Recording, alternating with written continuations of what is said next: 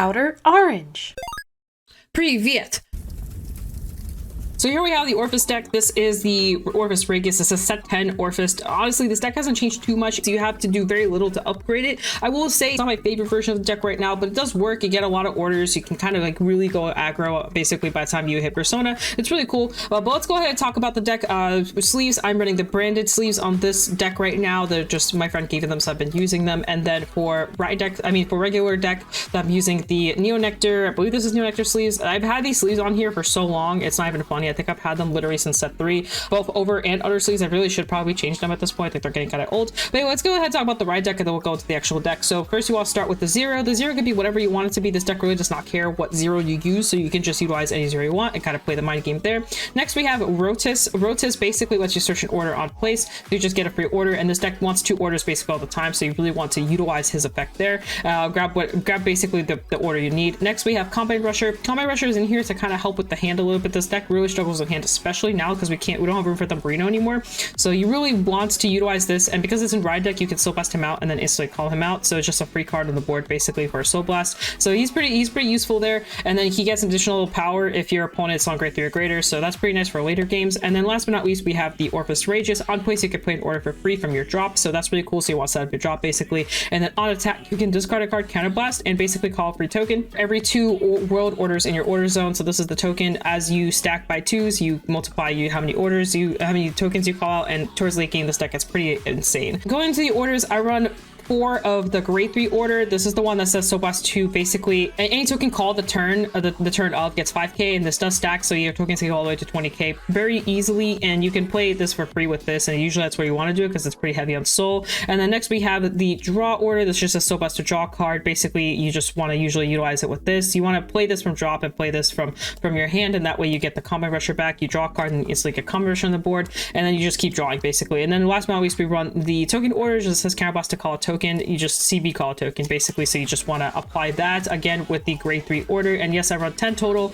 That's kind of just where it's at, and yeah, just really good stuff. I tend to rush with this on turn 2 a lot, and speaking of, sometimes it's a little hard because I have the Combine Rusher in ride deck. That's the only time where I'm kind of iffy about running this. Sometimes I want to run the other grade 2, the one I think it's Kibusa, that basically gets additional power and just kind of really helps that early turn 2 rush. But then you kind of need to but then I need to cut for other stuff, and the deck's kind of tight right now. The Persona is very key in this deck. It's not really so much the Persona, it's so much the effect. The on-place ability is just insanely massive, insanely strong, and then since we're running the cyclers in the deck now, you also need the Persona for that. So you kind of have 2 reasons to run Persona. You can say you want to run the Chalice, but because of the orders, you just can't, like, you can't run the Chalice, and the on-place ability is like what's really important, not really so much the actual Persona effect. And then for the rest of the 3s, we run the Noveria. Noveria basically says anytime it's retired, you call a token. So with Orfist's skill, you can call a token on him, and then he'll spawn you another token. And the other thing is actually at any point he's retired, you get the token. That includes your opponent's side, so if your opponent retires this, you do get a token, which is really cool.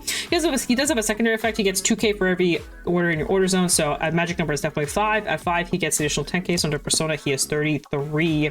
Next we have the 2s. This is where the main part of the deck changed. Honestly, the rest is kind of the same, but we're running the new card. This is Grunder, Cardinal Noid Grunder. His effect, he has 2 effects, and by the way, this is a common, so it's a super easy upgrade if you want to upgrade your deck right now. It's pretty cheap. The only thing you really need to worry about is the cyclers, to be honest. If you have everything else, like, your deck's basically done. On place from hand, if your order's dark or Abyssal Dark, you basically look at top 7, find 2 orders and mill them. And you can mill up to 2 basically. So you just top 7, milk some orders you set up for this, and you're good to go. And then the second effect says at the end of the battle that this you attack the Vanguard, if you are an Abyssal Dark Knight, so specifically when you have 2 orders in your order zone, you can retire him, choose a world order, and add it to hand. So basically you can swing with him first, and then go into Regis, or use Regis effect, discard the same order you grabbed, and then you can go to your token spamming. It's pretty cool. Not the best card in the world, but it's definitely a good card for the time being to kind of help with having like a good utility card basically. So it just sets up really well.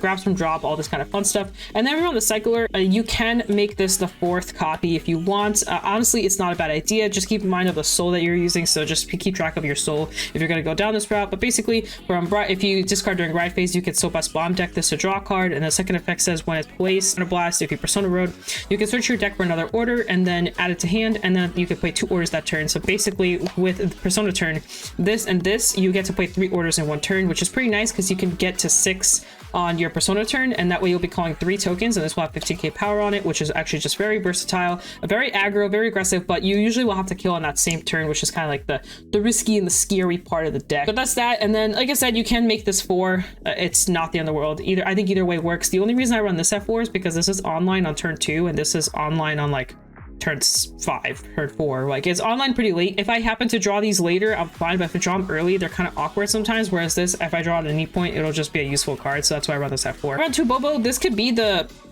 Soul Charging Token Girl, Paranoid something. Basically, she's a promo, and she says on play Soul Charge, and then you can Soul Charge twice, and then you can still buy a token out. It's pretty good, especially if you're gonna really utilize this, so you definitely need the soul then. I really play aggro on turn 2. I tend to call the tokens out on turn 2, so my opponent will try to deny me this, and I really don't want to get denied this, so I run Bobo to help with the counter charging. He also replenishes soul as well, so it's up to you. You can make this into a Soul Charging Girl. You can make this into Common Rusher too if you really want to play that approach. It's just up to you, but this is kind of like your flex slot. And then I run 4 PGs. This is the Elementaria PG. That's why I have it different from these 3. I just keep moving this one particular PG around between my Brain Gate decks, so that's why this one is here. But that's just the PGs. And next we have triggers. So OT, of course, because OT is busted. And then we have 4 heals. I run one of the crit heal just to kind of help with those crit matchups. And then next we run 4 draws. Draws are really key. I'd actually even say run a 5th one. I always say this, but I always end up running 4. I say run a 5th one because this deck, especially right now, really needs to draw, so you definitely want to run a 5th one. This deck just needs to see its pieces as fast as possible to close out games really quickly. And then after that, we just run 7 crits. You don't need these. They're big maybes. These can be regular. If these are too expensive, these can be regular crits. It doesn't matter. But you're running the 7, and that's honestly basically it. The crits do help, to close off games. And yeah, and this kind of one thing that's nice is you'll usually potentially see more triggers because this deck thins you if you hit. There really isn't too much else right now. This deck hasn't changed too much. The reason why I want to share it is because I don't know too many, at least from what I've seen, I haven't seen too many people experiment with this card. So I chose like, hey, like it's a direct support. It's supposed to be direct support for Orfist, so I thought like might as well experiment with it. And since I did sleeve the deck up, I might as well just show you guys sort of what it looks like.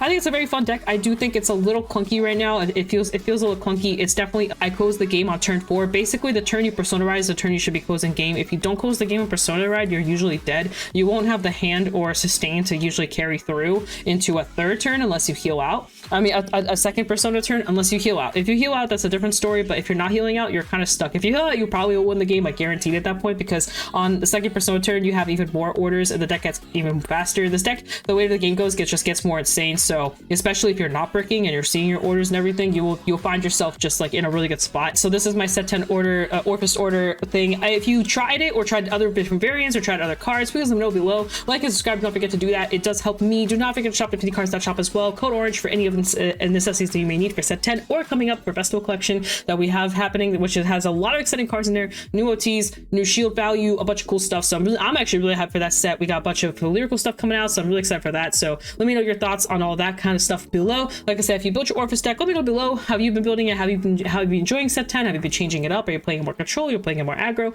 Let me know below how you feel about all that. But other than that, guys, I'm gonna head out now. I hope you guys enjoyed the video. Enjoy your Orfist love, and yeah, like I'm really happy to provide content like this. I love this deck a lot. So yeah, peace out, guys. That's from Donnie. I'll see you guys in a future video. Bye.